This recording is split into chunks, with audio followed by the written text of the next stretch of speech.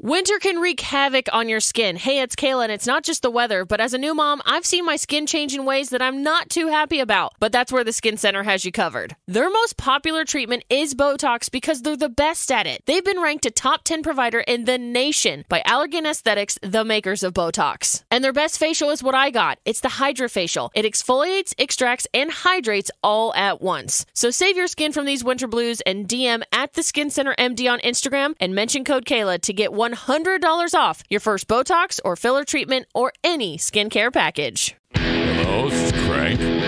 Hi, this is Hey, everybody, this is Crank, also known as the White John Coffee. I'm a big pain in the When ass. I'm not busy servicing my Ford or cleaning up after my 4 tax deductions, Or being a pain in the I ass. listen to the Eric Zane Show Podcast, and so should you.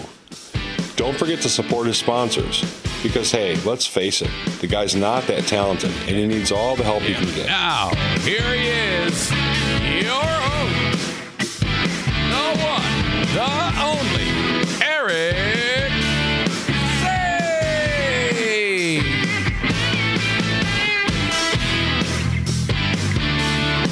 Welcome to the Eric Zane Show Podcast.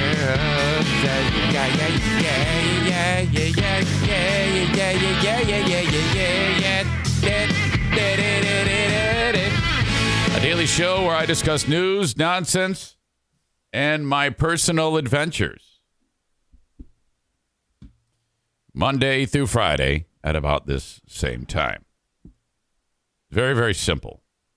If you want to get the show in the moment as it happens live from the Baldwin Ace Hardware Fear Bunker Studio, it happens on Twitch. I don't even know what that is, Eric. It's a place online to get the show live. That's it. That's all it is. You just go to twitch.tv/Eric Zane Live. You could also go to twitch.com/Eric Zane Live. It's the same thing.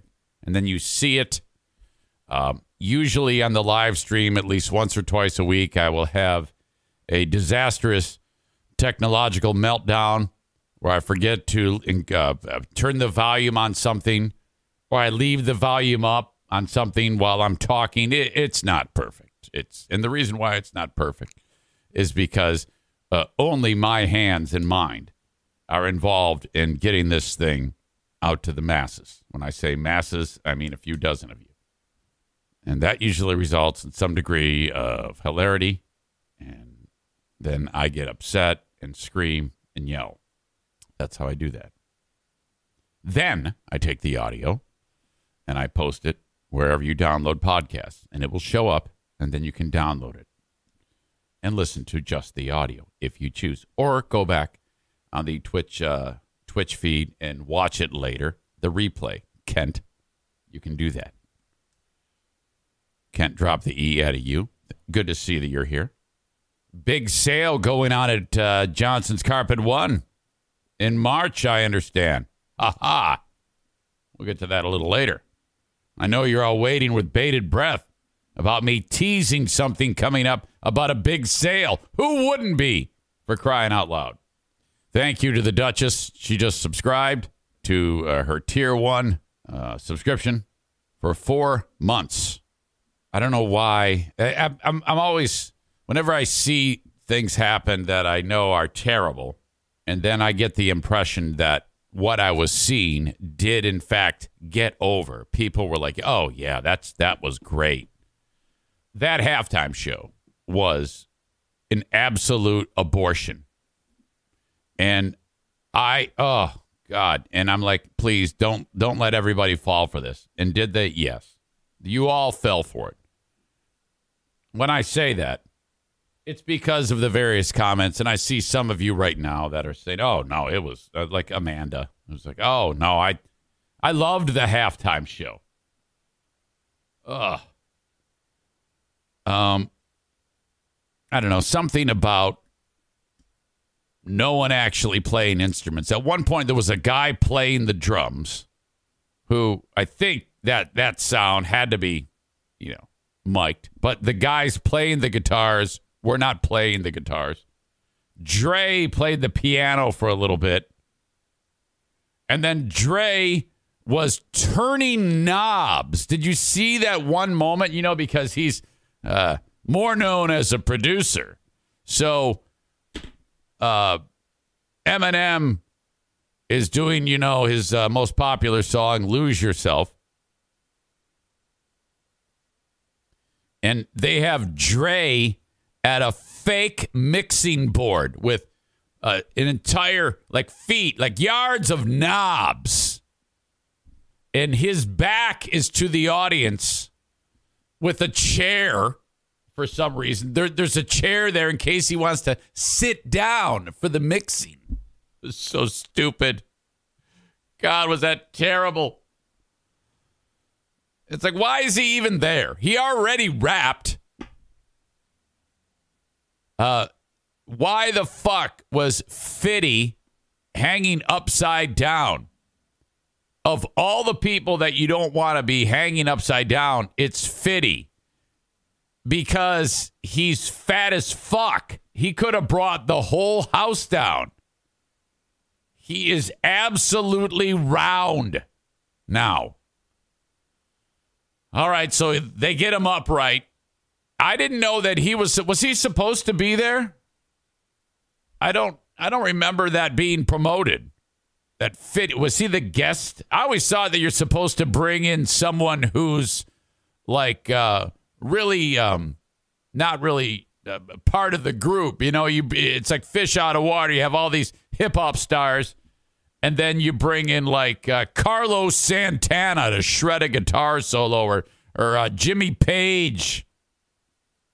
But they don't even care anymore about the old people. Like, oh, you fucking idiot's gonna bet. But you should have brought Neil fucking Young. That would have been the shit if they brought Neil Young out there. Oh my God. And what's Joni Mitchell brought her ass out there, and Graham Nash. So yeah, I and then Mary J. Blige. You all were like, oh God, she's such a beauty. And she's 51. Yeah, I know. Dressed like a 51-year-old, for fuck's sake.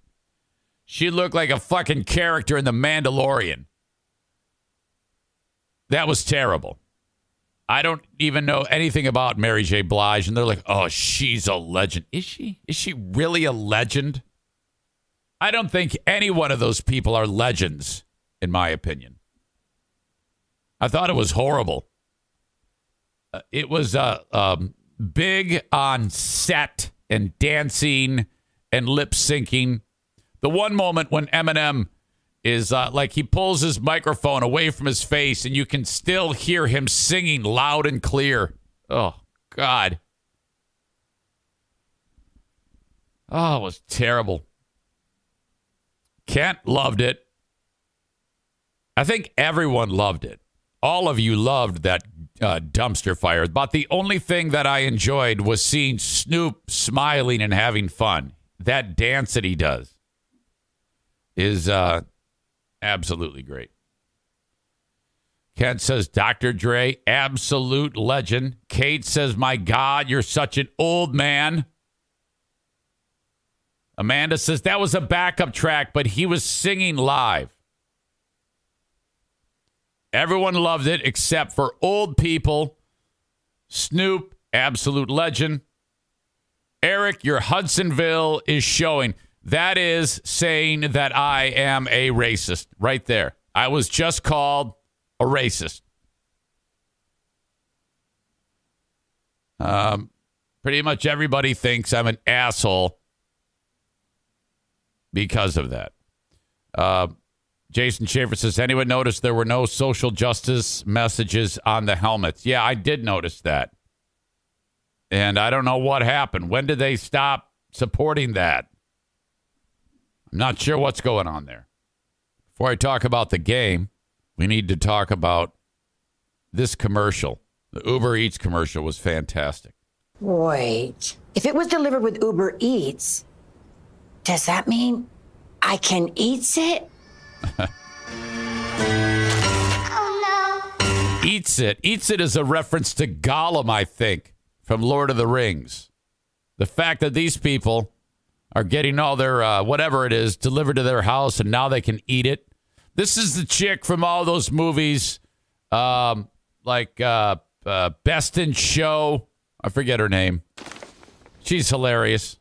Wait. If it was delivered with Uber Eats, does that mean I can eat it?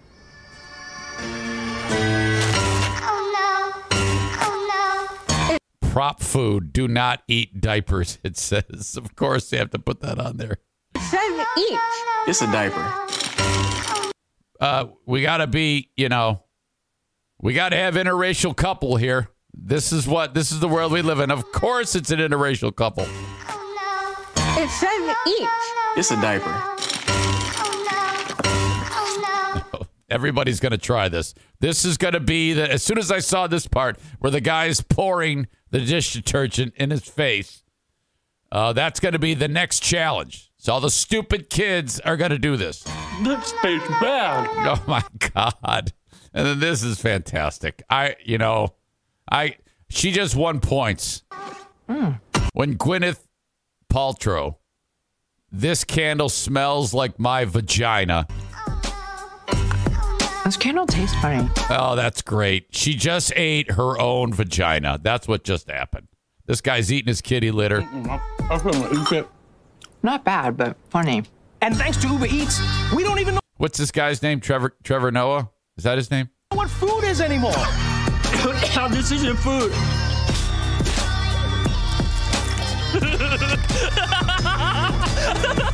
We can't eat most of this. Yeah, we can't eat any of this. Why Uber Eats? Why Uber Eats? That bag's a liar. Yeah. I just got so excited. Okay. That's it. In my opinion, that's the best commercial. That was excellent. I like the Larry David one, too. I think that was for, what the fuck was that for? Like some wireless service or something like that. I don't know. It was great. I loved it.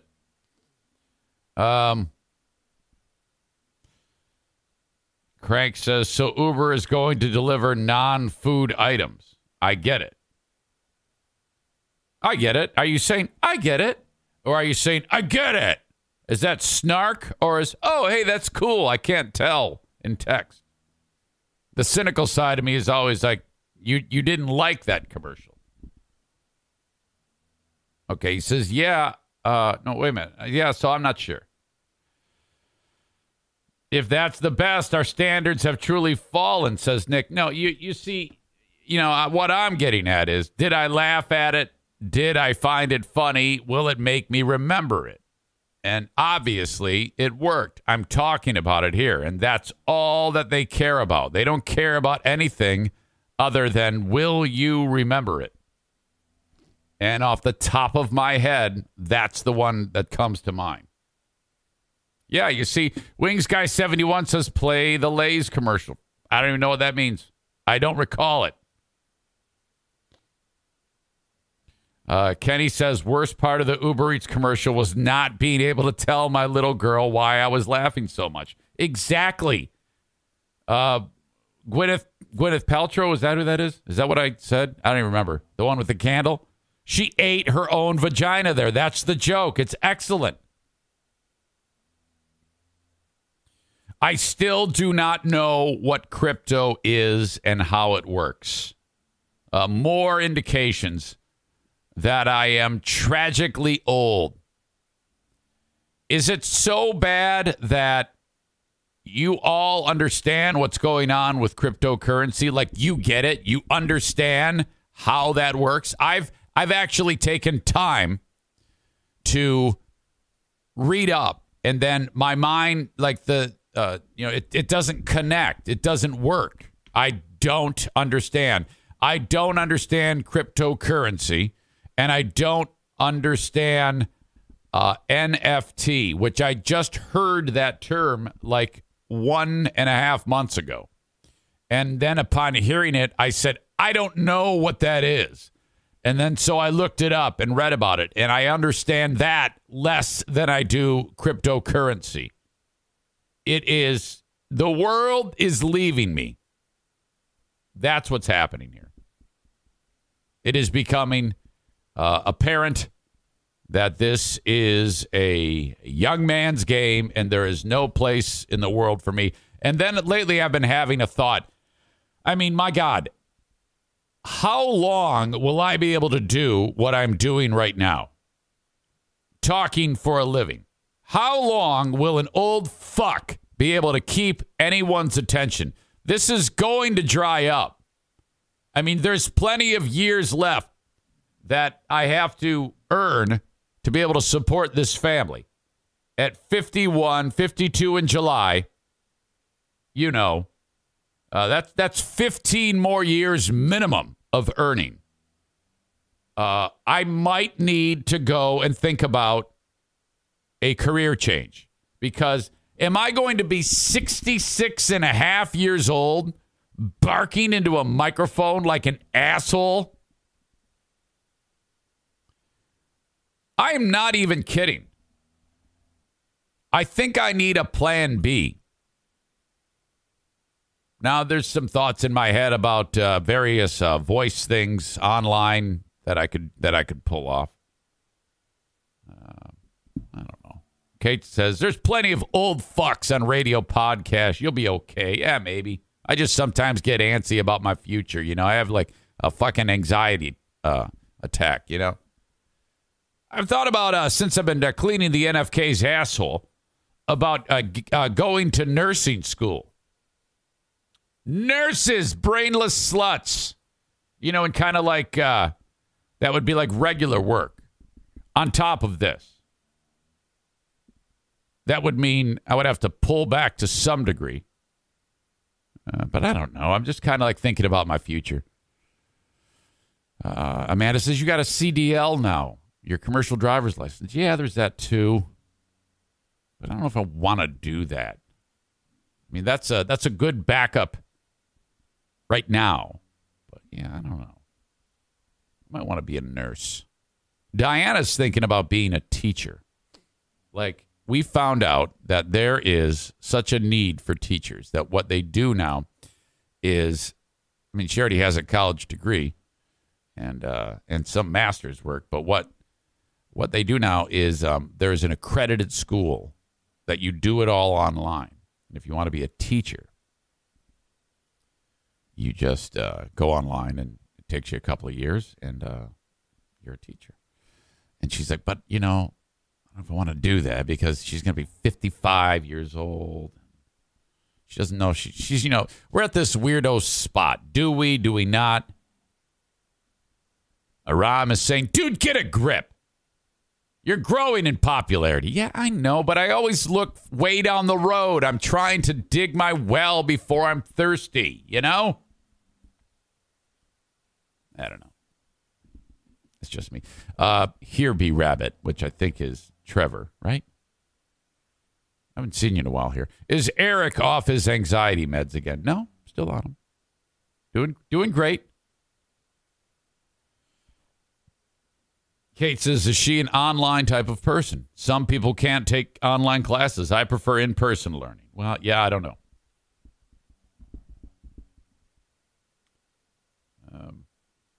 Kyle says, I hear there's going to be an opening on morning radio at an alt rock station. I think it's pretty much just a rock station. Apparently, one of the hosts is getting fired this year.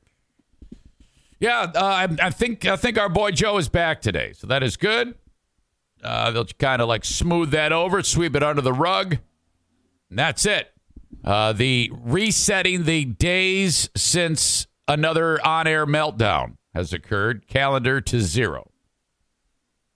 We'll start counting, keeping our eye on that. I think we clanked one off the goalpost, off the upright with that one. But welcome into the Eric Zane Show Podcast. I know that's a long welcome. I've got so much more that I'm getting to be sure. We have a lot to talk about. The show, as I said, is on Twitch. Brought to you by Irvine's Auto Repair, Grand Rapids Hybrid, and EV.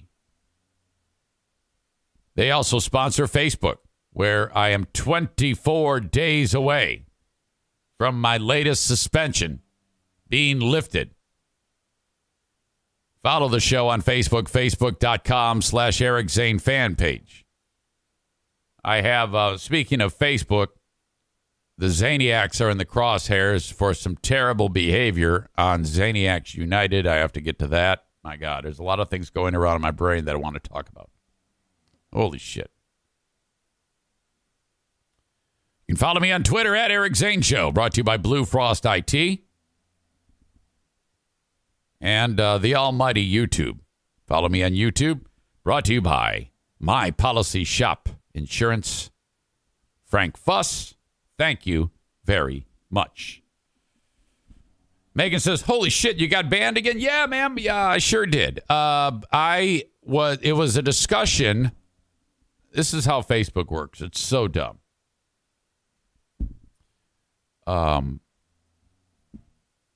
There was the discussion about the stupid truckers blocking the Ambassador Bridge in Detroit, which I think that is now over because they took all their trucks. They arrested them all and took their trucks, as well as they should have. In my opinion, they should auction them off and then keep the money and help their fair city. And then these scumbag Canadians, and in some cases Americans, will be out of work, and that is a good thing. Truckers who want to work and not be assholes should have those trucks. And apparently those dicks are going to start to do this shit here in the U.S. And same thing I hope happens. Take their fucking trucks and lock them up. Lock them up. Lock them up. Where the fuck was I going with that? Oh, and so I suggested that we bomb the truckers on the Ambassador Bridge. I said, I hope we bomb them. And that's all it took. Facebook saw that. I noticed that when I fired the crack off, it didn't post. I went, uh-oh. And then half an hour later, big red exclamation point in a stop sign. You've been blocked. This is what has to happen on Facebook going forward. I will post a post like, hey, here's a headline. Here's a snarky joke. Here's the story. Here's a picture of it. I have to ban myself from any engagement on there. Like if someone says, hey, Eric Zane, you're an asshole. I have to avoid any interaction. Like make a across-the-board appeal to myself to not answer any of the comments. Everybody else can comment, but I cannot comment or I'm dead. I am on a most wanted poster in the Facebook world. Okay. So, all right, more on the frickin' game. As soon as Stafford and the Rams started to get in the weeds, it's remarkable. Bill Simonson started to chirp. He had been quiet the whole game, especially the first half. Ding Dong was quiet as both quarterbacks were crushing it. Then, as time started to pass and Stafford started to struggle,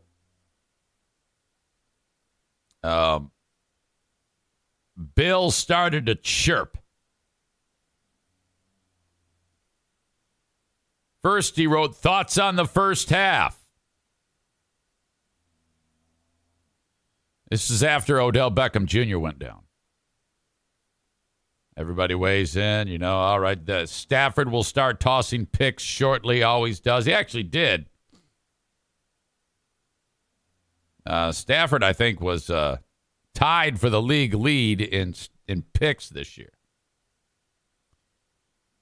Shortly after that, Bill wrote, when OBJ went out, Stafford started to look very average at quarterback. So he had been waiting for that. Now he's got a strike. At this point, the Bengals had taken the lead in the game. They started the second half with just on fire. Bill continues to lean into it with great quarterbacks find a way to win in big games. Some guy replied with, dude, fuck off. And Bill wrote, you mad your boy and his Rams team are getting outcoached and outplayed by the Bengals? Put away your number 9 jersey. If he doesn't bring them back to win, he'll stay as a second-tier quarterback in the NFL. Some guy wrote, shut up, Bill. McVay being outcoached and Stafford has no one left to throw to now that they can triple cover Cup. Bill said, oh, so now it's because OBJ got hurt. Rams have tried way too much to run in this game. Have tried to run way too much. So, I'm just sitting there watching. You see, unlike Bill always does this. He starts throwing dirt on somebody before it's even over. And, the ultimate thing was when Bill started throwing dirt on Stafford before the frickin' season even started.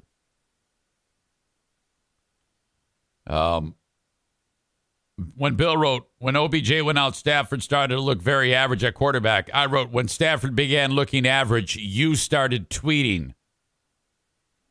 Great quarterbacks find a way to win in big games. I wrote, yeah, thanks, coach. Great radio hosts find a way to not look dumb on Twitter. And then it happened. With 6.5 minutes to go, as he's done his whole career, whether leading the dumpster fire Lions or during the playoffs this year, Stafford led them back. He got them in a position. They started to get some momentum where they struggled through most of the second half, but the game is a long-ass game. And when it counted, he came to fucking life. Okay, between big defensive plays by the Rams and Cooper Kupp showing why he was the offensive player of the year, get the ball in that fucker's hands. On that short play where they picked up the first down, they did that end around with Cooper Kupp. That was fantastic. And then they started feeding him the ball as best they could, and they started to get themselves into contention that they would have a sniff at the end zone. And then the refs said, all right, let's do this. We are sick and tired of Bill Simonson bashing Matt Stafford, so let's start throwing some flags, as well as they should have. Those were penalties. They were more minor penalties than you might see at other points in the game, but they were penalties nonetheless. So anybody who's saying that the refs gave it to Matt Stafford, you're an asshole too. Because if you recall earlier in the game, when Jalen Ramsey was grabbed by the face mask of whoever that fucker is who caught the ball and ran for the fucking touchdown, that was absolute bullshit. It was sneaky, too. Did you see it? I know the refs didn't see it. The ref was right there, and he reached around and grabbed his face mask and just yanked his head almost off. And the guy goes, hey, there you go. Guy goes flying. It was crazy. And then he caught the ball, and Ramsey's like, what the fuck did are you serious? How did you miss that penalty? My head whipped around. Oh, that was terrible. But they missed that one, so fuck it. If that play didn't happen, it's a different story on that game.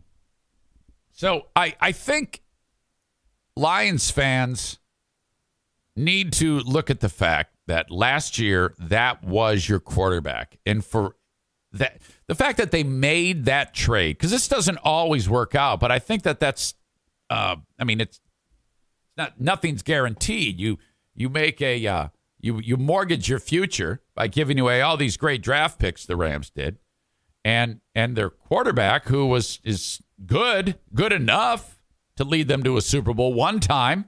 And I think Jared Goff, he's finally started to get his legs under him at the end of the year for the Lions, so he's fine for I think that trade was still a fantastic trade for both teams.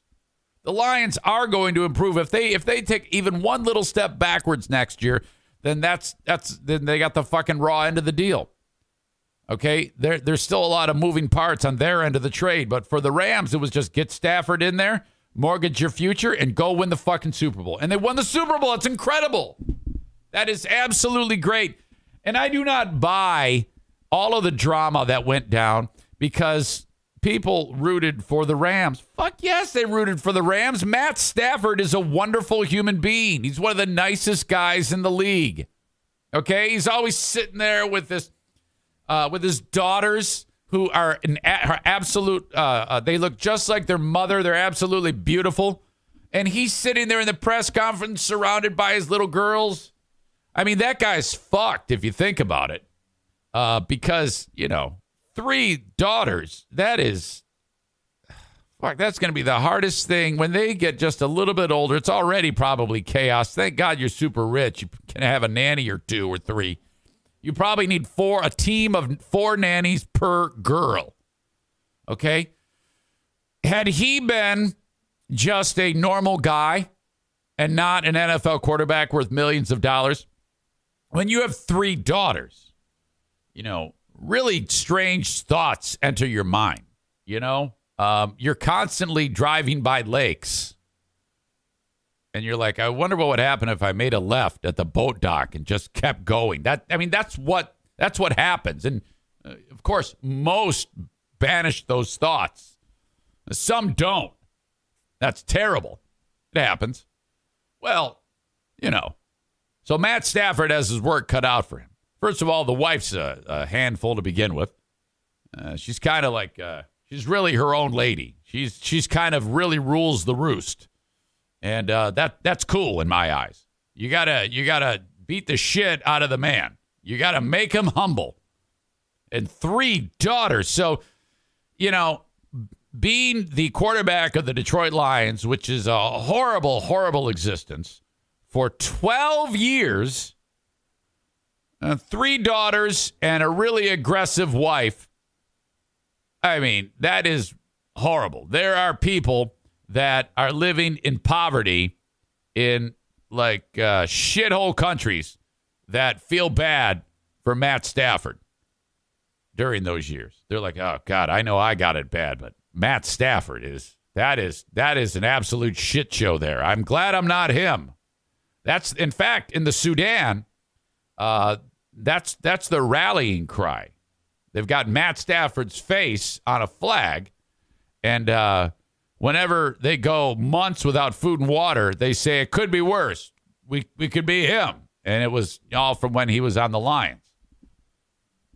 But now that he's on the Rams, it's just remarkable to think that trade did exactly what they wanted it to do. It had to be win the Super Bowl, not go to the Super Bowl, not do well in the playoffs, not lose on a last-second kick in the Super Bowl, win the fucking Super Bowl. And they did. Now, they had help. It's not all Matt Stafford.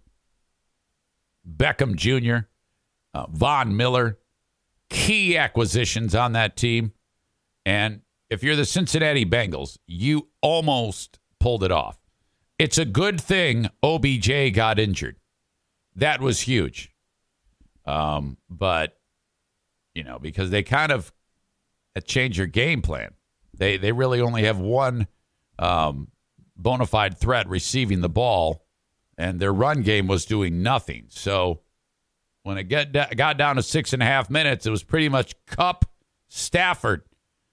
That trade boiled down to the last 6.5 minutes of that game. And the 2 best players on that side of the ball at that time responded. So I thought it was huge. And it was a great game. Very, very happy with how that went. And I'm happy for Matt Stafford. I really am. All these, getting back to my point, everybody giving the Lions fans who root for Stafford shit and buying their those T-shirts that have the lion with the lion logo with the ram head, and everybody's like, "Oh, this is a disgrace. This is terrible." Why? He's a nice guy. It's a joke. And if you're a Lions fan, I mean, my God, that is all that we have. I mean, seriously, it's been so dark around that franchise. So fuck it. I mean, that's fun. It's just a fun. Why is it a problem to root for someone? Why is that a disgrace? Only stupid, meat-headed sports talk radio twats like Bill have a problem with it. Who cares? It's fun. And then that guy who has some dude who has a store in Metro Detroit who got those T-shirts.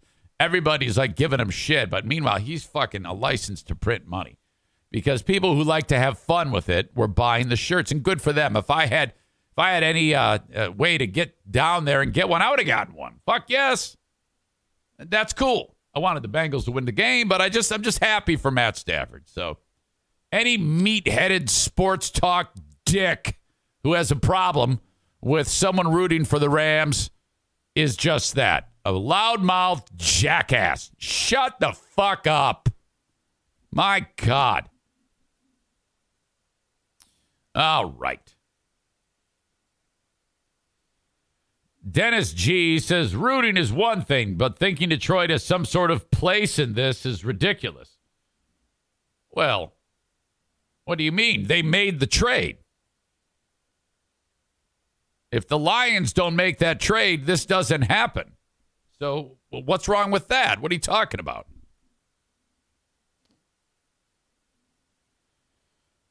Wings Guy 71 says you wouldn't cheer for an ex who broke up with you and just married. Well, that's different. That's a marriage.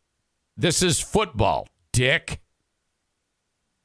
Lions fans going crazy. I don't think anybody's going crazy over Stafford winning are embarrassing. No one's partying in the street, jackass. It's just cool. It's a good story. Matt Stafford won a Super Bowl. You're worse than Bill. Adam says, I thought he had 4 daughters. He has 4 daughters? Stafford asked to be traded. So what? That doesn't matter. It doesn't matter in any of this. He's still a nice guy that people like. You dickheaded fucking sports Lions fans who sit there and say, we gotta hate him. He's on another team, so we gotta hate him. Fuck that guy. Shut up. Ugh. Kenny says that trade shows that the front office is also a huge problem for Detroit. Easy, Cheetah. That trade has not yet come back for the Lions. It can't, ding dong, because they haven't made the draft picks yet. Yeah, I think he does have 4 daughters. Well, that is, oh my God. Thank God he won. That is so good.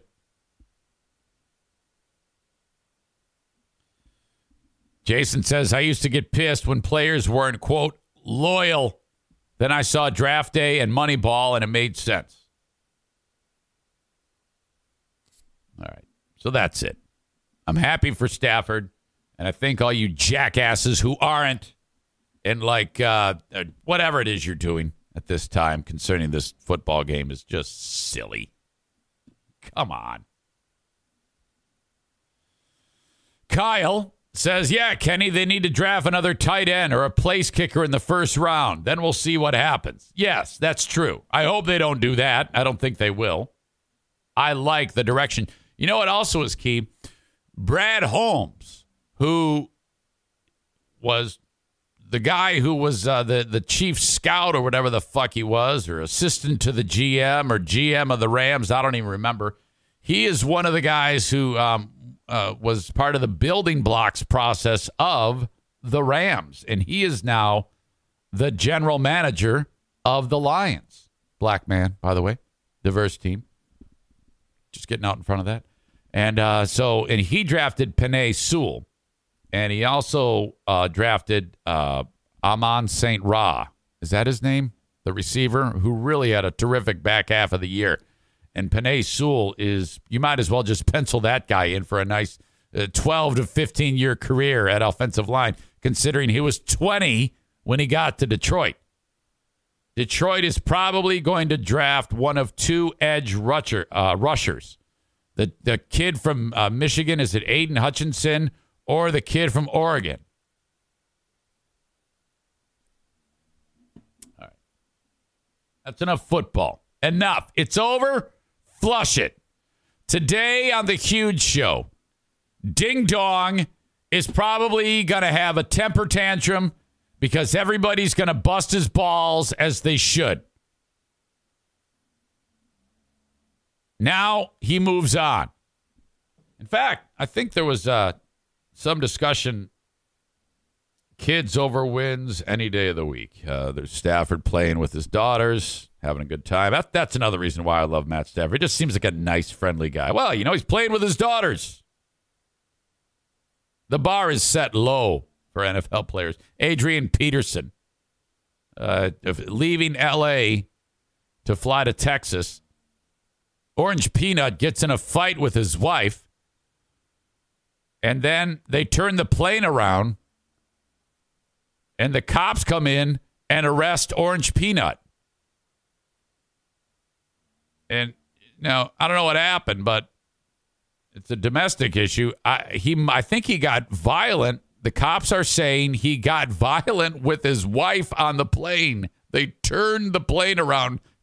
Can you imagine getting in a fight with your wife, and then the plane is heading towards the spot where it takes off on the runway, and then you feel the brakes seize up, and then the thing fucking turns, and you're like, oh, no, that's because of me. Oh, no. Oh, shit. The cops arrest his ass. The store in Detroit called the D-Line has already dove into this with hoodies that have the Ram Lion logo that says World Champs, selling all their Lions Rams gear. People all butthurt about it. I think it's great. I enjoy it. Bill writes, no other NFL fan base would tolerate this. Well, this is a very unique story. He adds, all of you Detroit Rams fans, go get your championship gear. I'll take the heat for being wrong on Stafford, but I would never wear this garbage. Why can't you just have fun? That's my question. There's a Photoshop of a banner that says, our old quarterback won a Super Bowl. And then it says, only in Detroit. It's just silly, okay? That's all it is. People just want to have fun sometimes. Sometimes they just want to have something to cheer about. And then Bill writes this 47 minutes ago. As stated last week on my statewide show. Oh, my God. I wonder if he can hear the eye rolls. On my statewide show, and to the 1.7 million, he's all about the numbers, 1.7 million people who listen to my podcast. That's not true. There was 1.7 million downloads. That's a huge difference. Huge. It's a massive. That's the biggest difference. I said if Stafford won the Super Bowl in year one with the Rams, that would put him in the NFL Hall of Fame. He did it and earned it. Doesn't matter. You're still a pain in the ass. Hey, you're on live. Oh, man, that's great. I'm really happy to be on with everybody listening. It's a glorious morning. What is wrong with wearing a Detroit Rams T-shirt? Why can't that just be? Can't we have fun? Why do you have to ruin everything? Hold on, Zane. Everything you talk about is fun and not controversial. I get it. That is a exciting thing. I mean, Matt Stafford is such a It's not my fault that you hate his little girls and his wife. No, I don't. I said kids before wins. Oh, okay. I've never ripped his family, even though his wife has a big mouth. Oh, well, there you go. You just did it. You did. I didn't rip his daughters. I don't rip kids. Okay. Well, I think that you should get a Detroit Rams T-shirt for all of your How about this? Listen to me. You know where you can stick the Detroit Rams T-shirt? Listen, you idiot. You have caused so much turmoil. You single-handedly made this all happen. But when you started to chirp about Goff, you deserve this. You deserve, after all what? I was wrong on a prediction. I did not. Nobody got shot, killed, maimed. I wasn't a COVID super spreader. What the F I was wrong on a sports prediction. I even said Stafford belonged to the Hall of Fame after the game. But during the game, he started strong. He wasn't playing well until that last drive. You are Eddie Haskell. That is who you are. Do you remember Eddie Haskell from the Leave It to Beaver? He'd always cause all that trouble. Oh, I love Beaver. You Yes, I bet you do, William. I always used to tell my buddies in high school at Sparta, just leave it to Beaver. Okay. Well, Bill, this is a family show, Bill. I don't ever... Oh, my God. Although this is a family show that doesn't cause turmoil. Bill, What? You giving all the fighting and screaming at Lions fans for wearing the Stafford shirts. Today. It's done. It's done. You know what? He won the Super Bowl. Yeah. The year is over. It's done. I have no reason to talk about Matt Stafford again unless the Lions are playing the Rams or there's a headline that warrants it. This is, he shut everybody up with his drive, which was top 5 drives in NFL history in Super Bowl play, and he shut everybody up. He's got his ring. I was wrong. I will tell you that Goff one day will lead the Lions to a Super Bowl. Come on. I'm not going to go there just yet. Come on, man. Maybe. I can't rule that out either. I think Goff is actually a very serviceable quarterback that if a team has more moving parts that are excellent, like I think the Lions may have, depending on this upcoming draft, I don't ever rule the Lions out. I love them so much that I think that Brad Holmes and Campbell are on the right track, and they started to perform better at the end of the year. And I don't have a problem with them in any way. It really bothers me when people talk shit about the Lions. I like the Lions. So you know what? And I think outside of Campbell being the play caller is my only question I have. I really think this offseason's going to be good. Stafford got his ring. Stafford had, think about the pressure on him and why there was so much debate and why there is still a line in the sand where there's still people who don't like the Detroit Rams T-shirts like I don't. There are others who like it. These Lions fans are the most beat-down group of fans left in any sport, anywhere in the world. I don't even know if there's another country that has fans as beat down as, well, maybe the Democratic Party right now. So I'll just go with, in sports, we'll go with the Lions are the most beat-down fans. Yeah. They're all fighting amongst each other. I mean, it's just, to me, I really could take the arrows because it's a sports prediction. I didn't say I want to go run a tank over his house. I didn't, cause any harm. It was a sports prediction that I missed on. Yeah, freezing cold takes because you retweeted 30 times. They retweeted my tweet. I don't care. I mean, there's a high school football coach. I don't follow him anymore from like Comstock Park. Really? All right, great. I don't follow you. Right. All right. So, I think that ultimately you talk about the pressure on him. I mean, my God. It's done. He ended it. Well, I think that last night. Yeah, I know it. But debate. I guess I was just going to say. Any debate I know it. About Matt Stafford ended last night. He won a frickin' Super Bowl. Right. Sure, I got an hour and 30 minutes sleep. Sure, I had to block probably 18 to 2,200 people on Twitter and Facebook. Sure, I'm a little wound up and I'm on like 9 Diet Pepsis.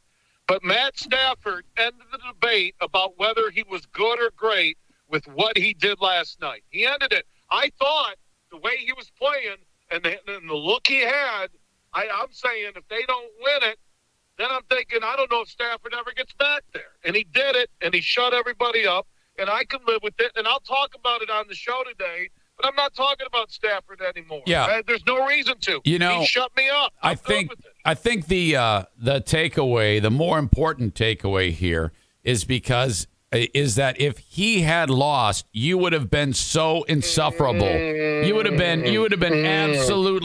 absolutely out of control. I'm so happy just so that I think God guided that football into the end zone because if he would have thrown a pick on that final drive, I will say, Eric, with all honesty, to your great loyal base of over 1 million podcasts, 2 million podcasts, right, hits you get every month, whatever, is that I'm going to tell you, I would have been on his ass all off season. Yeah. And you know what? By him winning last night, he ended the debate. It was a year-long plus about, 2 weeks, 3 weeks, a year-long debate, and he ended it. And I'm willing to admit that he deserves to be in the Hall of Fame based on the pressure on him to go to the second largest market. A team traded away a lot for him, even though the Lions haven't reaped the rewards of that, which is a whole nother conversation. And he delivered. He delivered. That's why he was ecstatic. His children are playing in the ticker tape, celebration. He earned it. It's done. The debate is over. Matt Stafford, like Peyton Manning, went through this until he beat the Bears and won that Super Bowl. Is that there was like, oh, he has the shrugged shoulders. He hasn't done squats since Tennessee. And look where Peyton Manning is now. Matt Stafford ended. There will never be a debate about Matt Stafford again. There won't. He's got a Super Bowl ring. It shows, you know what is sad? What Stafford is able to do in a year with good team, good coaches around him, and you watch 12 years in Detroit, and they had Calvin Johnson, and they had Ndamukong Suh. You look at 12 years of Stafford, 9 years of Calvin Johnson, 10 years of Barry Sanders, and the Lions had one win. What is good about Matt Stafford, not only winning for him and his family and his team, is that it put the Lions on the national stage about how frickin' bad that franchise has been. That's true. Billy, I love you. Thank you. I love you. This is the greatest podcast on earth, and if people aren't paying to listen, then they're stealing from you. Eric, thank you so much for retweeting Freezing Cold Takes 2,331 times. I appreciate the loyalty and support. All right, buddy. Talk to you. I love your audience, too. You can hate me, but I still love you. Fair enough. Fair enough. He hangs up. All right, there you go. Boy, he gets wound up. Well, he owned it. I mean, you can't really say he didn't own that for being a total jackass. But he owned it. So what the hell, right? Yeah, I think that was, I think our work is done. All right. Now we're back to waiting for the draft. I'm very excited about that. I won't bore you with any more football talk. Did he say, though, he said everything except I was wrong? No, he said I was wrong. When he was talking, I heard him say it. Patreon, thank you to the my newest member on Patreon that I saw on the overnight. Her name is Cheryl. SharYl. Thank you to Cheryl for signing up for a year. She did it by the year, and what was $60 is $54. I save you 10% when you sign up for a year. Starting to think about a new show. I'm not sure what, but I have an idea. I don't want to say it because I usually get ahead of myself, say it, and then it never happens. That's the Eric Zane Show broken promise guarantee. Say something, and then it doesn't happen. Nearly every Zaniac can come up with an entire list of broken promises, and they're all different. It's remarkable how many broken promises I have. Anyway, 15 plus hours of content each and every week, per week. So for just $5 a month, you're going to get that. Let me break that down. So if that, I don't want to do the math. It's cheap. Try it out. Put me on probation. Try it out for 1 month. $5 or $10 a month. $5 is all the audio in the archive. $10 is the audio, the video, the live streams, all that shit. Try it for 1 month. If you hate it, cancel it. No big deal. In fact, you can try it for 1 day and go, God, I don't know why I did this. This sucks shit. You cancel it, and you got the rest of the month. You've paid for the month. It's not like I make it so you can't access it anymore after that. But if you like it, you can either let it ride or convert it to a yearly if you like. Plenty of options for you. But look at my hair. Oh, my God. Look at that. You can actually see it's thinning on top. You can see my scalp. My hair is thinning. God. Please don't let that happen. All right. Thank you if you've been on Patreon in the past. I would love you if you signed up again, but I love you that you were on it at one point. Or if you're new, Patreon, patreon.com/Eric Zane. Okay. It is Valentine's Day. This is National Donor Day as well with Gift of Life. Gift of Life Michigan asked me if I wanted to be the media ambassador for them. They said, you talk to people each and every day, and you are a kidney donor. You would be ideal for this. And so I'm like, well, yeah, absolutely. I mean, my God. I just got a text during the show from my pal Jeffrey, who has my kidney. Gift of Life, though, is more about you filling out your donor card. That is the number one goal of Gift of Life Michigan. I did live donation, which, of course, is part of the whole donation process.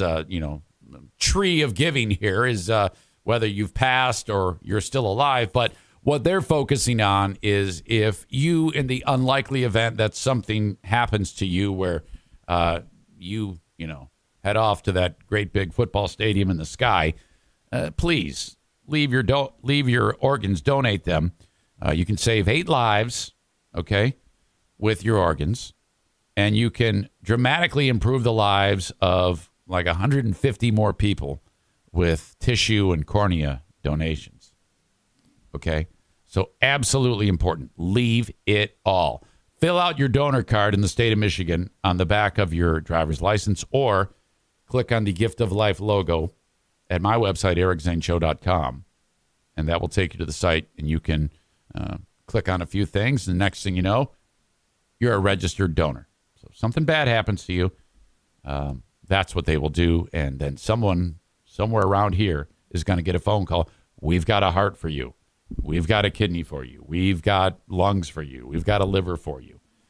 I know that sounds incredibly odd to think that you had gone and passed away, but I mean, leave that stuff, you don't need it.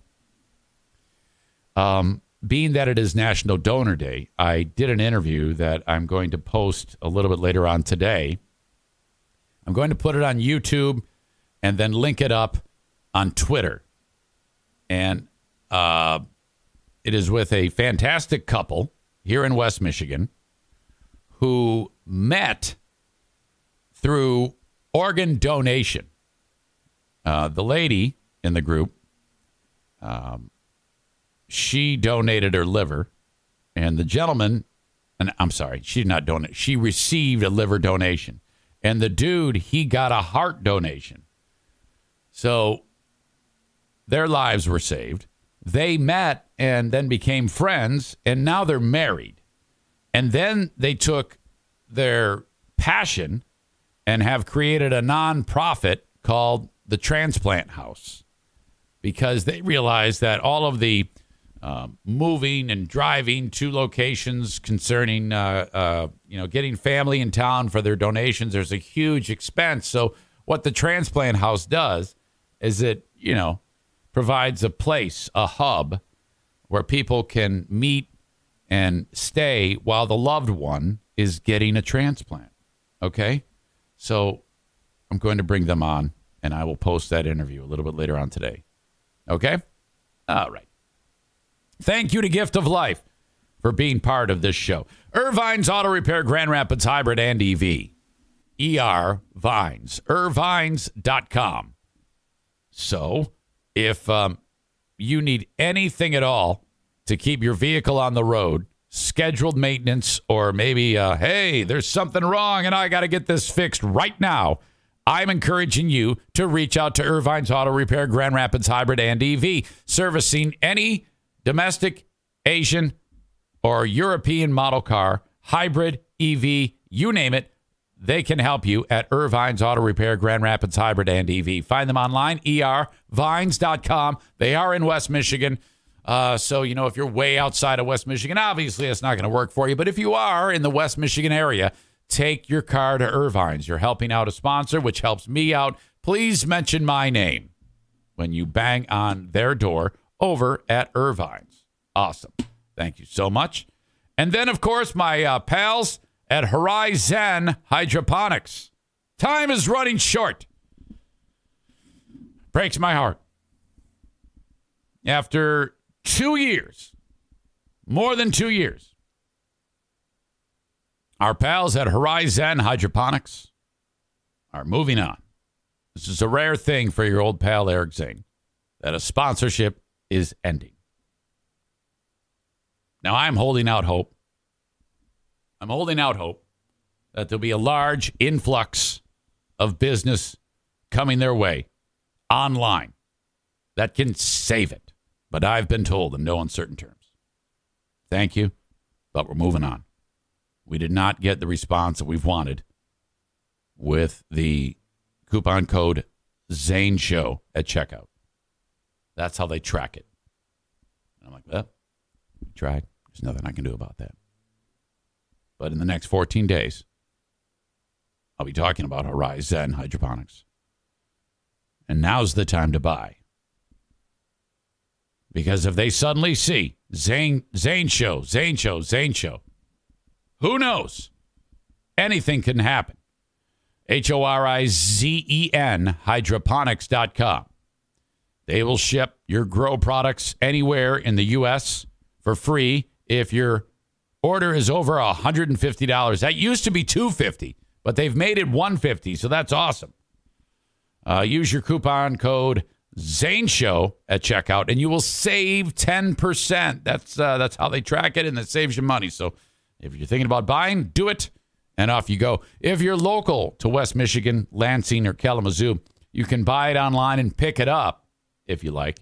You can still get the savings of 10% with the coupon code Zane Show at checkout. Thank you very much to Horizon Hydroponics for your patronage over the last 2 years.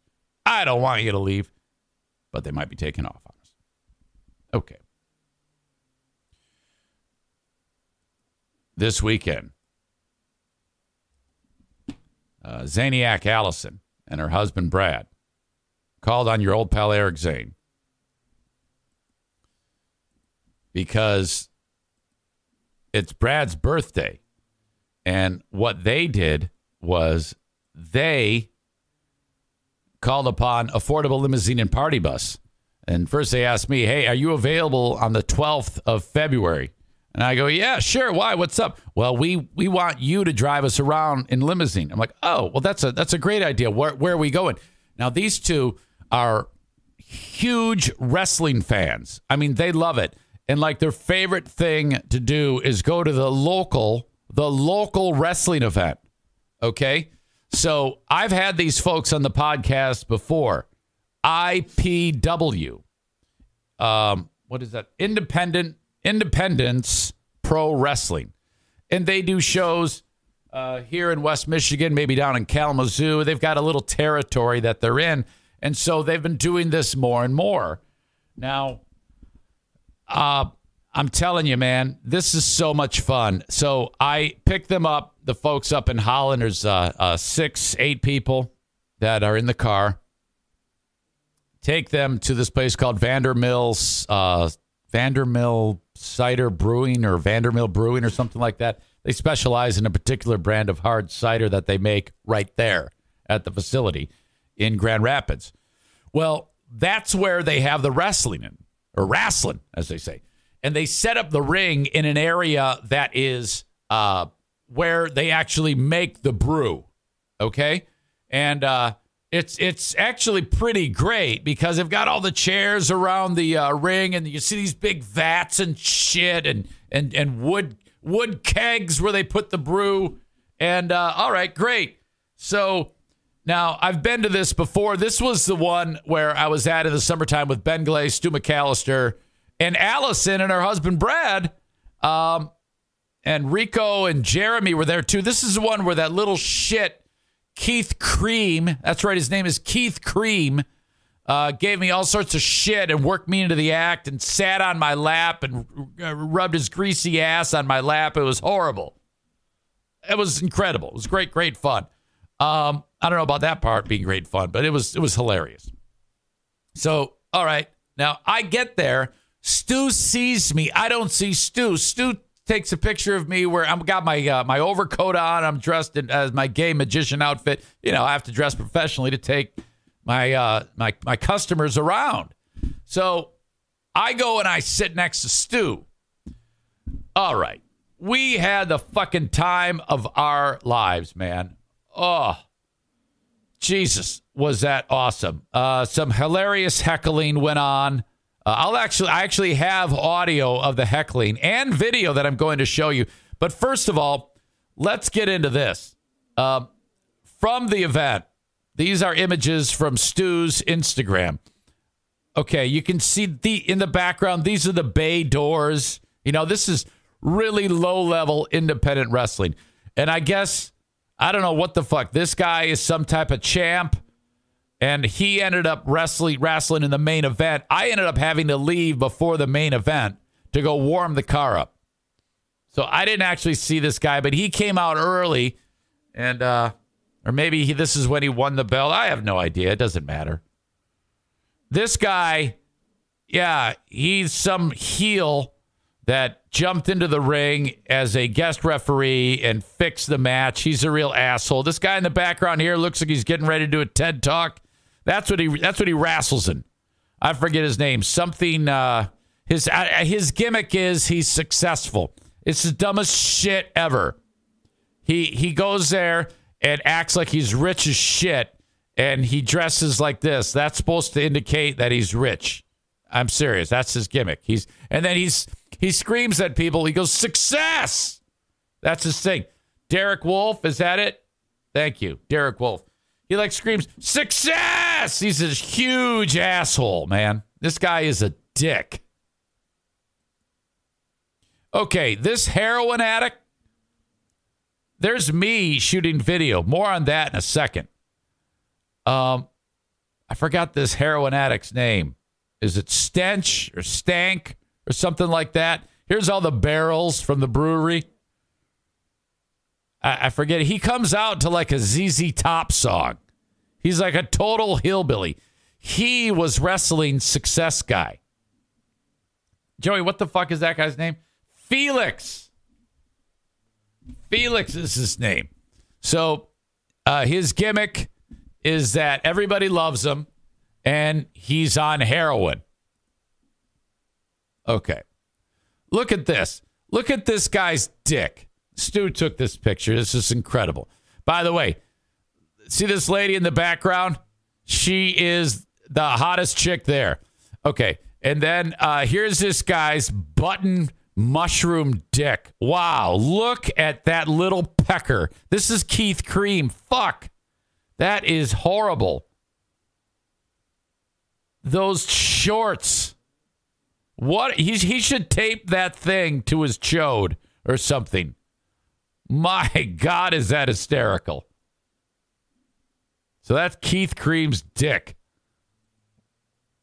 This is some guy, Swamp Man or Swamp Thing or something like that. He's gross. Everybody loves him. This is Success Guy again. Polishing his look, he's got like cash in his coat. This is part of our group right here. This lady right here eating the popcorn. I think she got drunk as hell.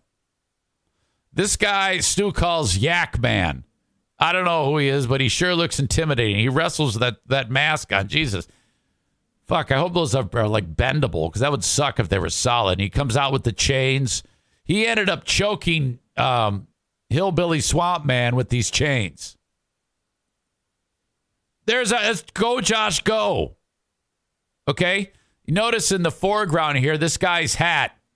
That is standard attire for anybody at this wrestling event. All these kids, every kid you see here is going to wind up on drugs.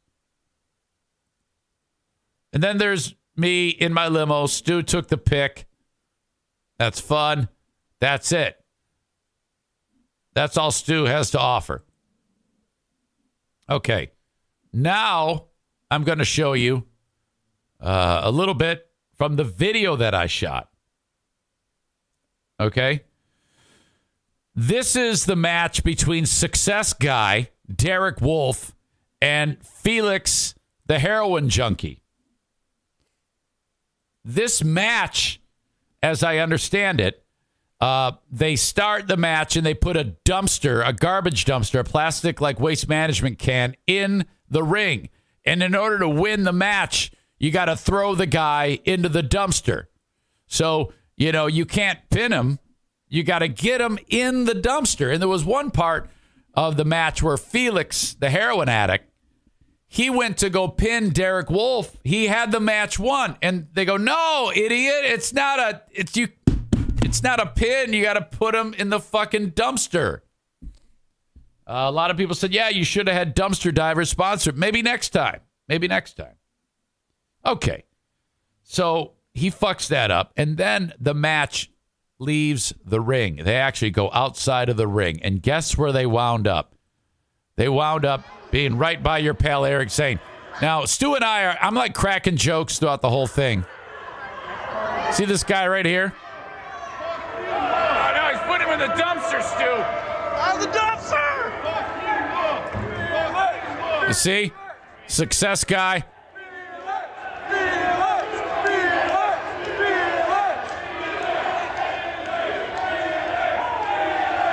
So success guy is like, all right, Derek Wolf's. They're going, come on, Felix, let's go. Oh, no.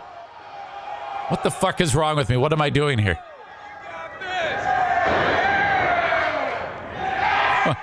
Oh, no. All of a sudden, Derek almost goes in the dumpster, but no.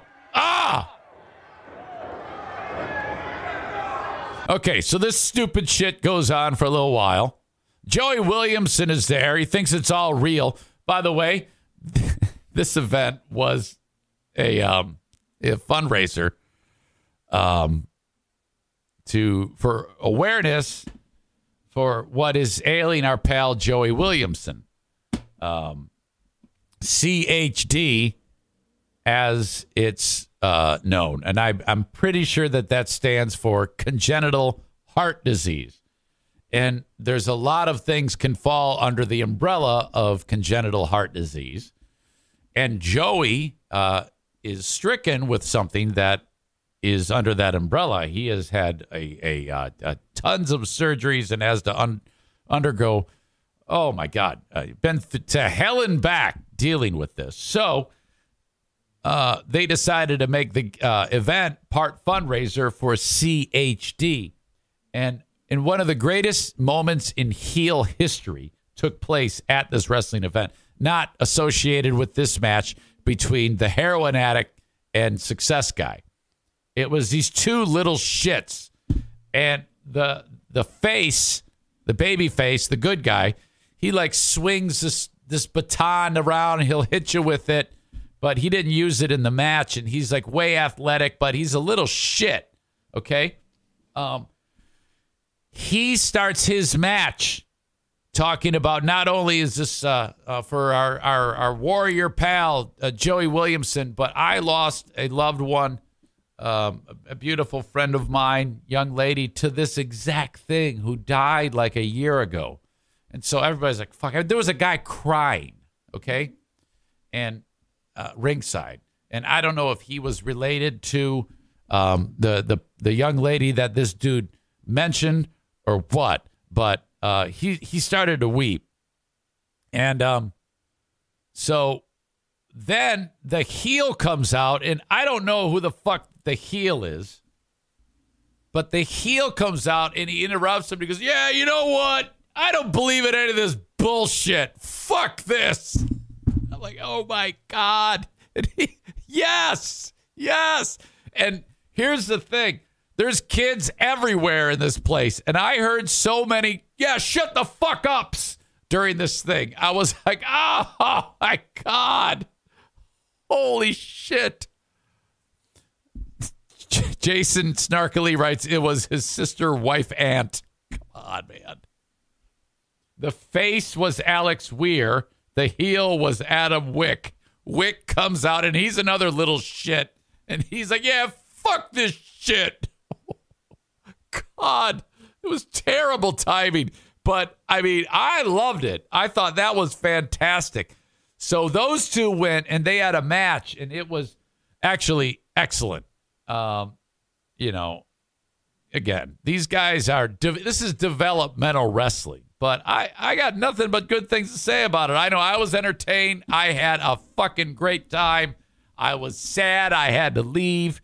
Back to the match between the heroin addict, Felix the heroin addict, and Success Guy, Derek Wolf. He took her chair again. He got the chair. Okay. I'm going to bump around. Okay, Felix getting stuffed in. Oh, no. Can't get him in. Okay, no, he didn't even hit him there. Did you see that? He didn't even hit him. Oh, no. He's throwing him in there, and then Success Guy throws like a punch. He just spanked him. Kind of missed him there. That was an ass shot. Ah! Okay, now I'm going to fast forward. See this guy right there? Standing right in front of me? He stood in front of me the whole match. And some of the folks from my group, which are in the background, they're like, you want us to tell him to move? I go, don't worry about it. He's having a good time. This is probably the most fun this guy is going to have for the rest of his life. Oh, hit him with a can. Ah! Okay, now watch this. Felix, the heroin addict, is going to go up top. And then I like how Success Guy positions the can in front of him and hangs onto it.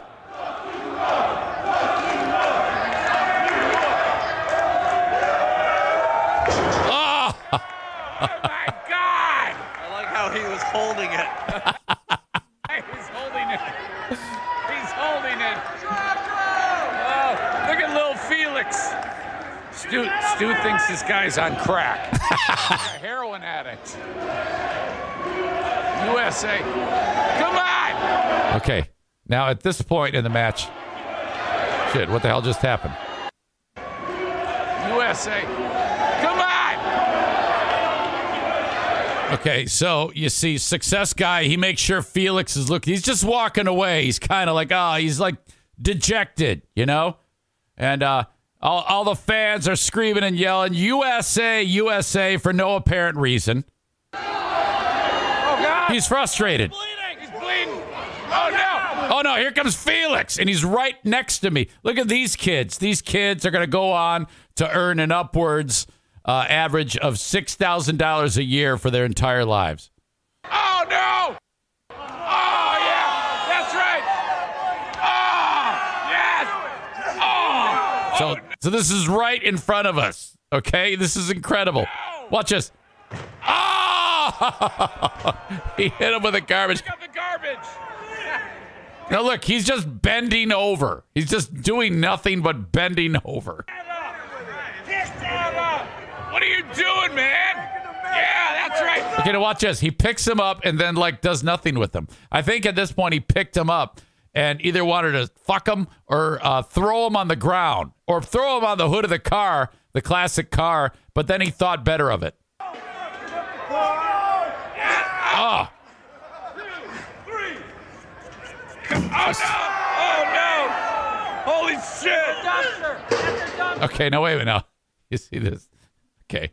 This is the other side of the brewery. Dude is reaching into this container / dumpster. Success Guy, his finishing move, because he's rich and famous, is to hit his opponent with an iPad. I'm not even kidding. So every match, he hits somebody with an iPad.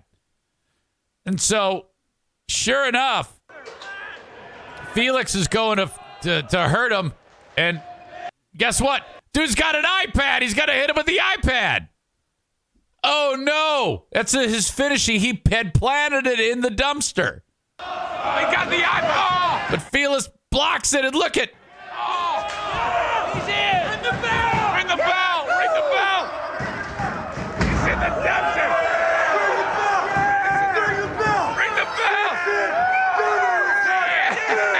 He got it. Okay, so Felix, the crack addict, says, I won because he went in the dumpster. He got it. Holy fuck. Look at this guy. So then I wandered over to the dumpster. Look at you, you dumb bitch. You really got fucked up. You got knocked the fuck up. Get in there, you dumb whore. You got knocked the fuck up. You fat fuck.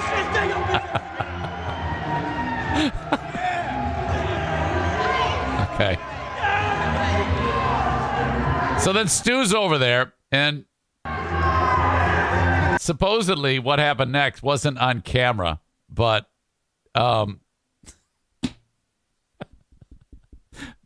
one of the people who works at Vandermill Cider really was pissed off because they were in his dumpster. And he's like, why are you in my dumpster? And the guy's sitting there laying there. He's still in character. And he's like, well, come on, man. I'm doing a bit here.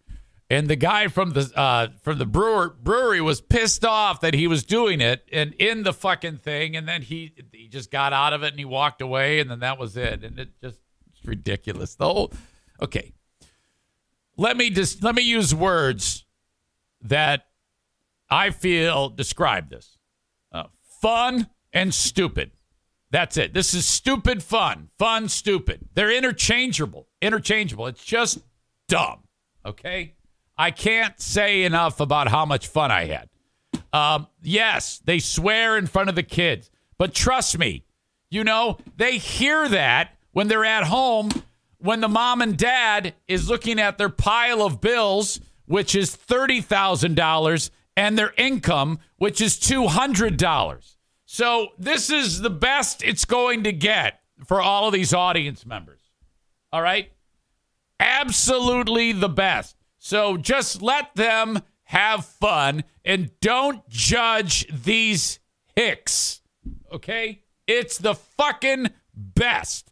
You got a guy screaming at people, telling them to go fuck themselves after there's a big moment where they're talking about a person who just died. That is absolutely perfect. I love it so much. Kenny says, Kenny's judging. Now, Kenny, look, dude, you beat off to The Mandalorian. How can you say that this is not good or not enjoyable? I mean, we know what the fuck you do in your home. You play stand-up video games and masturbate to the Book of Boba Fett. So shut the fuck up. Joey Williamson, who it was all involved. Joey was involved with everything from Hollywood's World of Sports, being that he is afflicted with what they were trying to raise money for, congenital heart disease. Next show in Grand Rapids is April 23rd. Let me check my calendar. See if I'm available. Okay. March, April 23rd. Okay.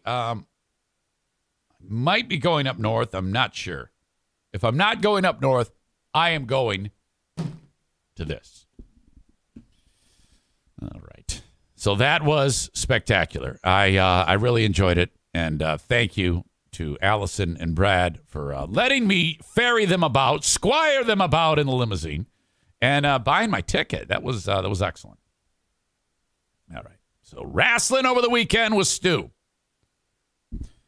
I want to remind you that the sponsors keep the free podcast free. If it weren't for the sponsors, then, I wouldn't be able to do this. I'd be selling cars or something like that. So thank you to them. If you could, please engage them whenever possible. Specifically this time around, Tag Accounting. 'Tis the season.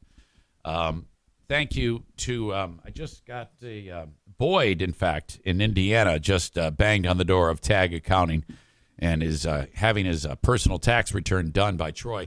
616-301-9516. This allows you to skip the whole long, drawn-out, weekend-long process of getting all your records together and crunching the numbers and stressed out, white-knuckling it, trying to remember if you're getting all the changes to the tax code to make sure that you're able to get all the money that you're entitled to. I mean, that can be, did I do it right? That uncertainty.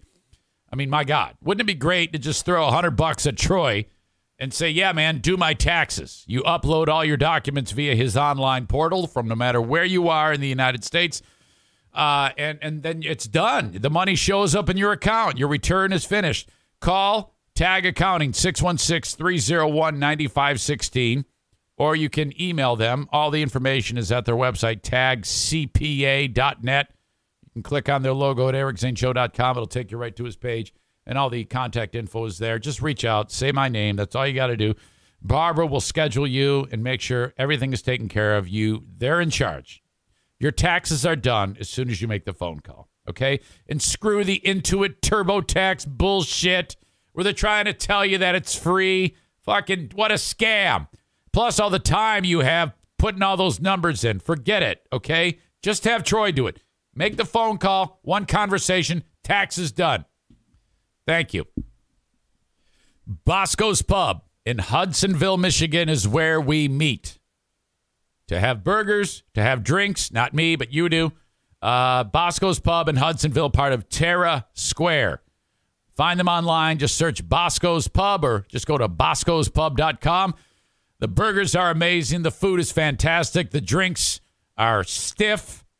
Beer on tap. Everything is fantastic. Bosco's Pub, part of Terra Square. Thank you to them for being a sponsor of the show. That's where we gather when we're on the west side of GR, or Grand Rapids, I guess. West side of town. Between Holland and Grand Rapids in Hudsonville, Michigan. We meet there once every month, maybe every 6 weeks. And we got to schedule another one. Okay. Frank Fuss from My Policy Shop Insurance. He, each time I talk about this, I'll talk about a certain thing that he specializes in. It could be Medicare, could be a supplemental health insurance policy, could be Obamacare, could be life insurance.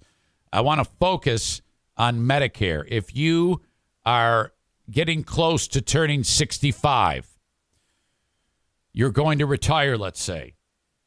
If you're doing that, you will then be getting your health insurance from the Medicare program, which you pay your whole life for with your paycheck. And it's terrific insurance. But there is a wrong way to do it. The wrong way to do it is if you do it all yourself. You do all the paperwork, the legwork, the box checking, the website information gathering. And it's a pain in the ass. And you can screw it up. Like my brother-in-law, the NFK, he had the wrong insurance with his policy. That's because we didn't have the NFK. Thank God. We didn't have Frank Fuss. Thank God Frank set him up heading into 2022 with everything he needed for his health insurance policy through Medicare. He is a Medicare Advantage Plan expert, and he will not let you down, and his services are free. 616-914-4070. Now, this process works like this. This is very important. Call or text that number, 616-914-4070. Text him or call him, and then say, Eric Zane sent me. I need help with whatever. Health insurance, Medicare, Obamacare, supplemental health insurance policy. He'll take care of the rest. That's all you got to do. You miss any of the info about my sponsors, just reach out to me, Eric at ericzaneshow.com. I'll point you in the right direction. Okay. I have a bone to pick with Zaniacs. Now, this one in particular, I can't be too upset about because I've done this. And I'm not upset about it. I rolled my eyes. I was like, son of a bitch. Well, I got back from limo work on Saturday from Rasslin. And I'm sitting there having my midnight bowl of Raisin Bran cereal, getting ready for nighty-night. And Patriot Nick says, get on the Zoom. Now, what he means by that, in case you don't know, the Zaniacs have become quite close. We're all pretty tight like friends, and they get together on a Zoom call and crack jokes and get drunk and act like assholes and have fun. They do it every weekend. Okay. And, so that's cool. People from all different parts of the country. And then that's it. So they're always wanting me to get on it. And I'm like, fuck that. I am going to bed. You guys do this at a time. If it hadn't been for limo work or a hockey game, I'm in bed at 8:30. Fuck you guys. I don't give a shit if baby Jesus is on the Zaniac Zoom. I'm going to bed. Fuck off. So Nick sends me a heads up. And he says, hey, I see you're up. Why are you up? Get on the Zoom. And I'm like, first of all, how the fuck do you know I'm up? Stand by.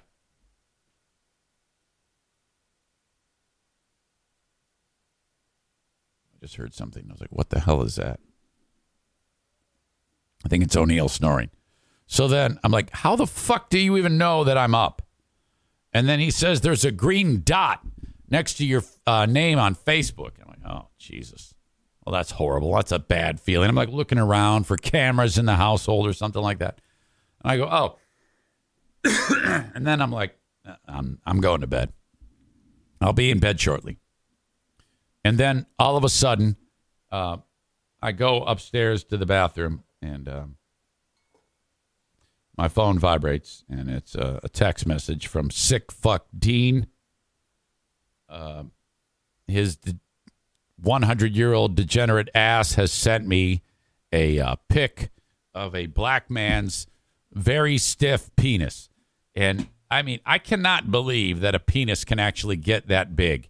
I'm like, is that photoshopped? It looked ridiculous. I couldn't believe the size of this penis. And I was like, oh, my God. So I delete it, and then I blocked him so that and I eventually unblocked him. Probably a bad idea because he's just a fucking idiot. And so then a second passes, and then I get more penis pics. Nick has sent me the same thing, a collage of various colored penises, and then Jessica sends me one too. So now that's apparently what's going on. And then I'm like annoyed as shit. And then I'm like, well, you can't be annoyed because you did the same thing a week earlier to Ben Glaze. You sent actually pictures of your own dog's penis to him. And I go, all right, fine, I get it. So I didn't say anything. I just deleted them, put the phone on Do Not Disturb, went to bed. That was it. Next day, Nick wakes up and he's like, hey, sorry about that. We were getting off the rails. And I'm like, fuck it. I don't care. It's fine. It's all fair. I don't have a problem with any of that. I will admit, I've actually talked with Dean about this before, about the whole my daughters thing. I actually wish he would stop that. I'm like, yeah, just whatever. You got this hilarious thing going with Diana, but I'm going to have to, again, give you a brushback pitch about my daughters. Stop making jokes about my daughters, because if I don't get out in front and say, stop making jokes about my daughters, you're going to say it on a public forum. And one of them is going to see it. And they honestly, I'm not even kidding, don't like it. As hilarious as you may think it is, and it may be funny, and if it were just me, I would understand it, but they actually don't like it. So you might want to just remove that one from your repertoire of trolling, because you're making them very uncomfortable. So just FYI, I want to dial it back a little. Just a gentle reminder that I wouldn't even bring it up about the daughters. Just go ahead and do all the fun stuff with Diana. She laughs about it. That's good. Send me some penis pics. Okay, I'm fine. You can send me the penis pics. But I don't know if you want to reference the daughters anymore. They don't seem to be as receptive as the Queen of the Forest and finding it hilarious. And fine. In fact, they said, we don't like it, Dad. We just don't like it. So I'm just telling you. I'm just letting you know how they feel about it. So I want to scale that one back. Not sure which one of you sick bastards decided, because the next day I saw a notification on Facebook.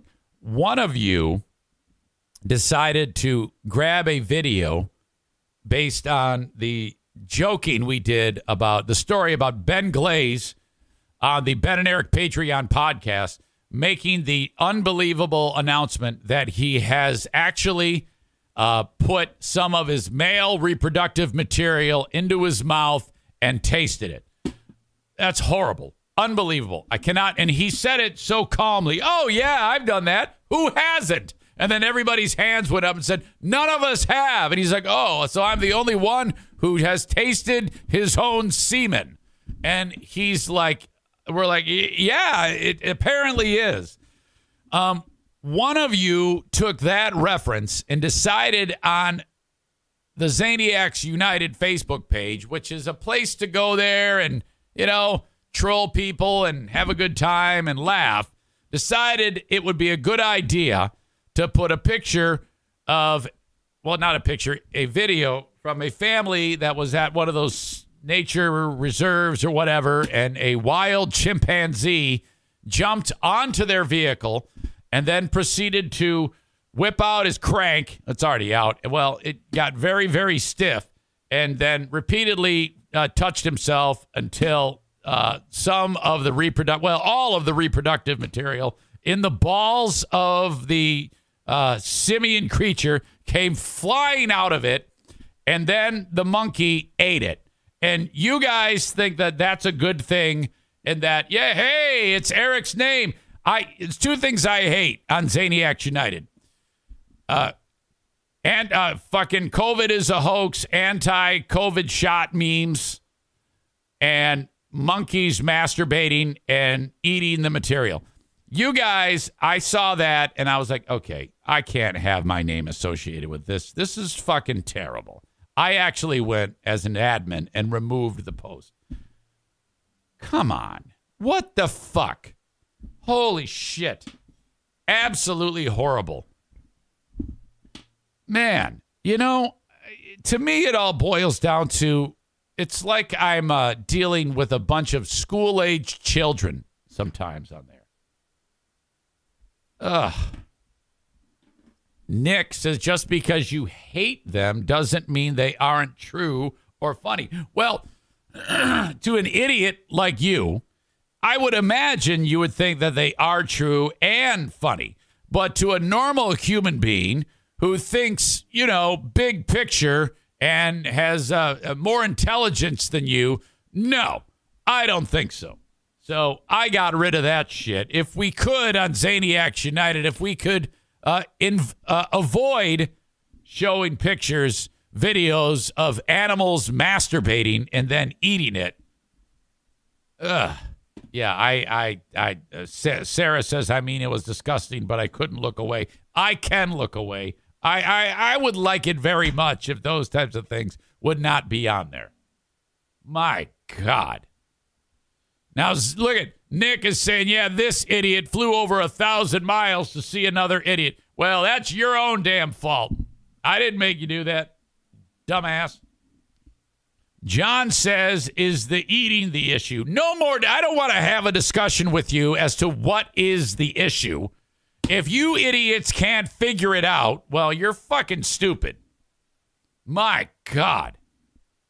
Yeah, it might be time for me to shut Zaniacs United down completely if we start seeing animals masturbating further on the site. My God, that was absolutely the worst. Kenny says, so it's okay to talk about it on the podcast, but not the Facebook group. Me being astonished that Ben does that sort of thing is a little bit different, Kenny, but I expect someone as stupid as you to not be able to tell the difference. This coming from a guy who takes all of his tax money and buys video games and then gets pissed off when he has to give the video games back. I expect nothing less from a moron like you. Stupid bastard. All right. Yeah, man, I got all this money from the government. Let's go buy video games. Oh, no, they want it back. Idiot. Holy shit. All right. That's where I stand on that. This show is quickly coming to an end, and thank God, now I'm in a bad mood. If you want to become a sponsor of the Eric Zane Show podcast, send me an email, eric@ericzaneshow.com. I'll tell you all about it, and it might be just what the doctor ordered. Unless if you are Horizon Hydroponics. God, that bums me out. TC Paintball. Online at tcpaintballgr.com. Thank you so much for being part of the show.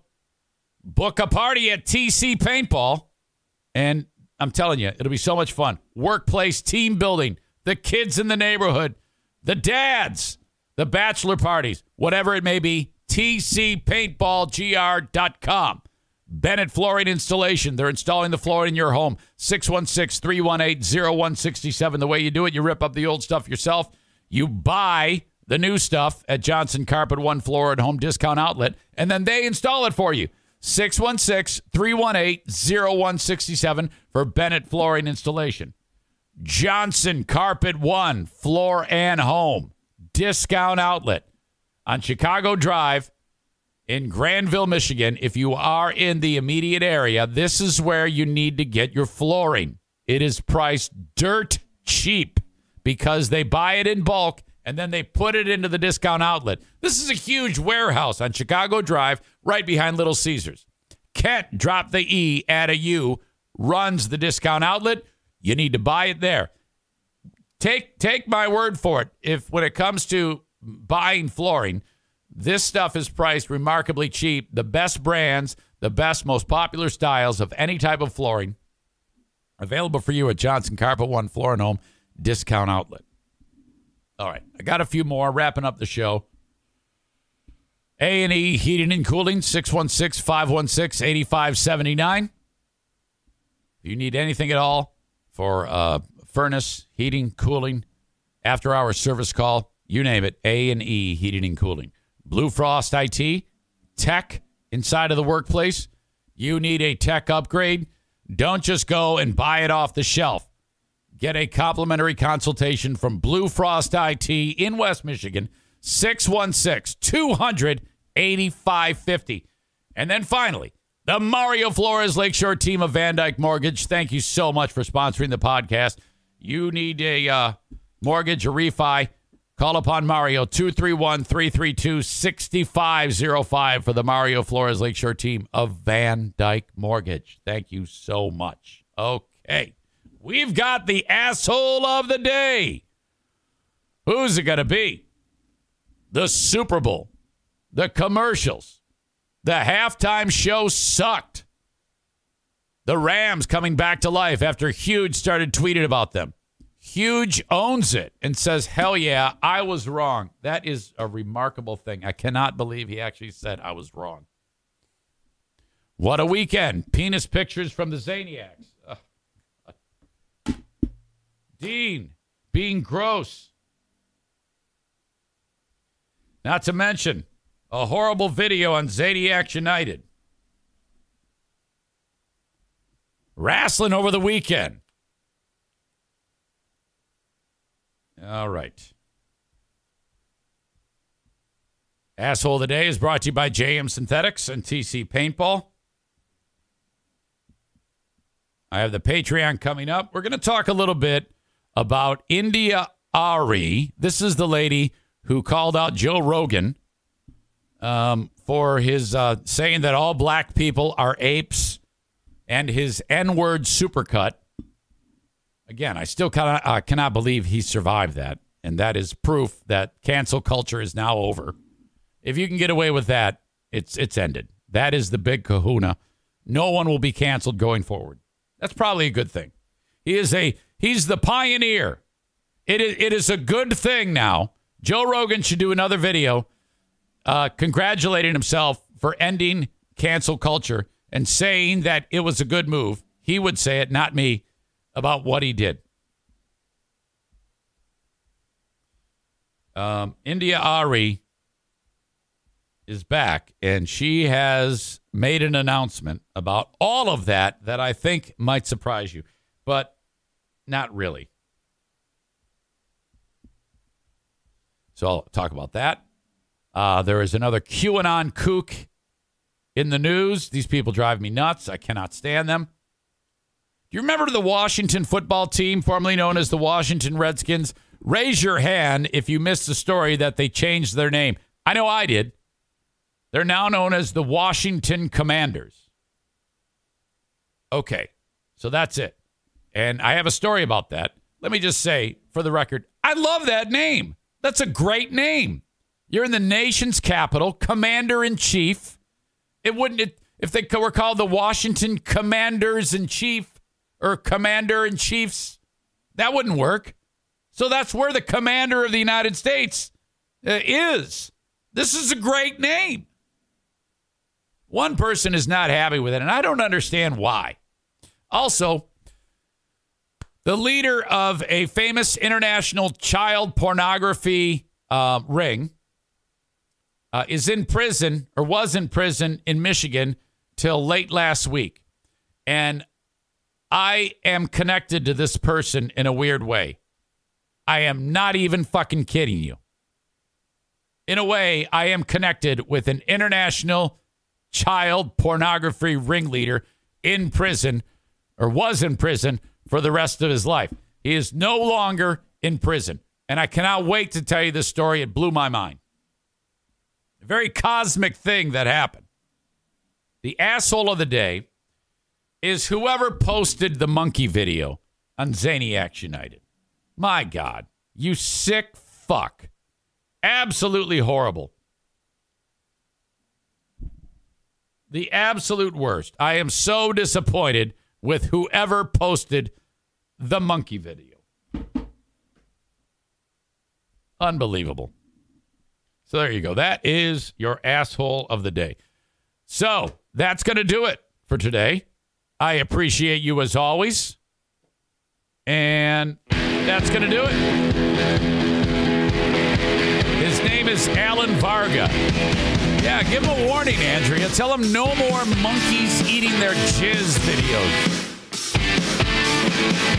Okay, have a good one, folks. I'll talk to you on Patreon. Till then, bye-bye.